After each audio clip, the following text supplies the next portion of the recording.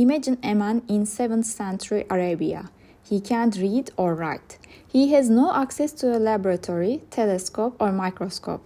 He lives in a world where people still believe the earth is flat and diseases are caused by evil spirits. Yet, he begins reciting a text. This text describes deep down the ocean, the formation of human life, and the internal structure of the earth.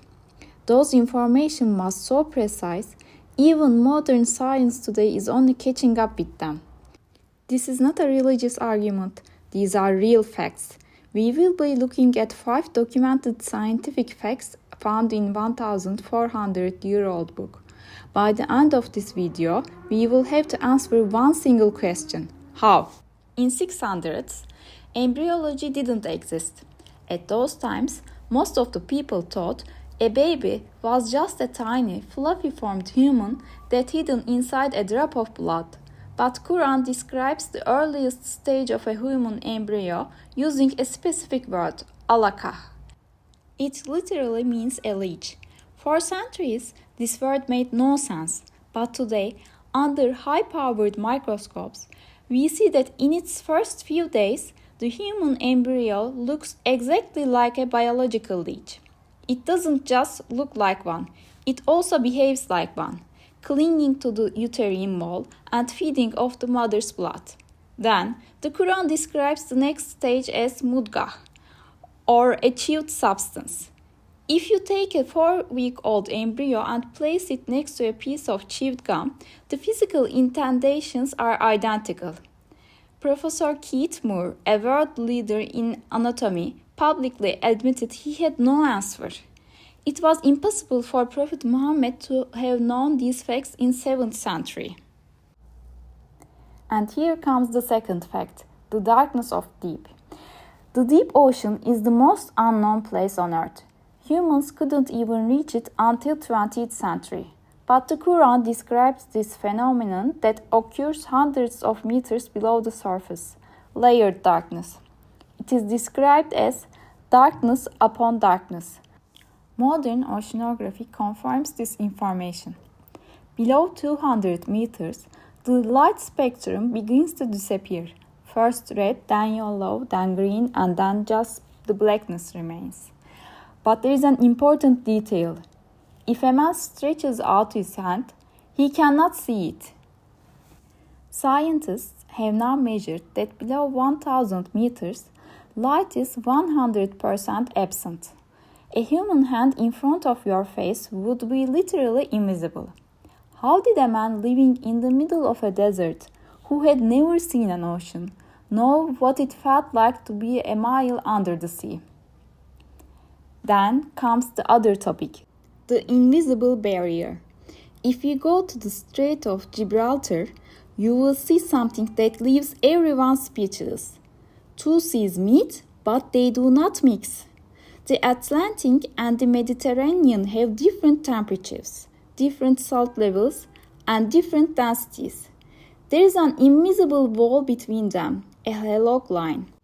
The Quran mentioned this device. Between them there is a barrier, they do not transgress. Modern oceanographers using advanced sensors in the late 19th century discovered and documented this. But Quran mentioned it in 610. And then comes the other topic, the stakes in the earth. Look at a mountain. With naked eye, we can see it just sits on the surface. But modern geology tells a different story. Mountains are like icebergs. They have roots that extend up to 15 times their visible height that goes deep into the earth's crust. The Quran uses one specific word for mountains, awtad. It means stakes. A stake's primary function is to drive deep into the ground to provide stability. Today, we know that mountains act as stabilizers for the Earth's lithosphere, which prevents the crust from shifting violently. This description is structural engineering, 1,400 years ahead of its time. And lastly, the gender of the bee. This might be the most subtle but most impossible fact of all. The Quran dedicates an entire chapter to the bees. But there is a linguistic glitch that puzzled scholars for 1,000 years. Every time the Quran gives a command to the bee, build your hive, collect the nectar, it uses feminine Arabic grammar. In 7th century, everyone assumed the king bee was in charge. It wasn't until 1600s, with the invention of the microscope, that we discovered the truth. The entire hive is a female society. The workers, the builders, the collectors, they are all female. The male bees have only one job, and it's not building hives. One letter in an ancient language correctly identified the gender of an entire species workforce. So, here are the facts: embryology, oceanography, geology, biology. Without any submarines, microscopes, or satellites, this cannot be explained by blind faith.